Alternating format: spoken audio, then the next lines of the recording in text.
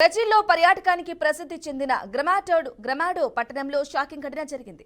ఓ చిన్న విమానం ఒక నివాస భవనంలోకి దూసుకెళ్లి కూలింది.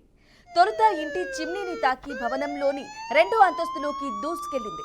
అందులో ఉన్న ఒక మొబైల్ ఫోన్ షాప్లో విమానం కూలిందని బ్రెజిల్ సివిల్ డిఫెన్స్ ఏజెన్సీ అధికారికంగా ప్రకటించింది. ఈ ఘటనలో విమానంలో ఉన్న మొత్తం 10 మంది మరణించారని, బిల్డింగ్ ప్రాంతంలో 12 మందికి పైగా సాధారణ ప్రజలు గాయపడ్డారని వెల్లడించింది. విమానం కూలిన తరువాత మంటలు చెలరేగి దట్టమైన పొగలు కమ్ముకోవడంతో ఊపిరాడక పలువురు సిబ్బంది ఉంటారని, హుటాహుటిన హాస్పిటల్కు తరలించగా ఇద్దరి పరిస్థితి విషమంగా ఉందని అధికారులు వెల్లడించారు.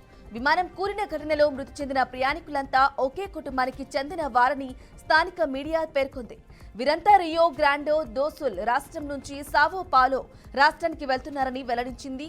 కాగా విమాన ప్రమాదం జరిగిన గ్రమాడో పట్టణ ప్రాంతంలో పర్వతాలు ఉంటాయి.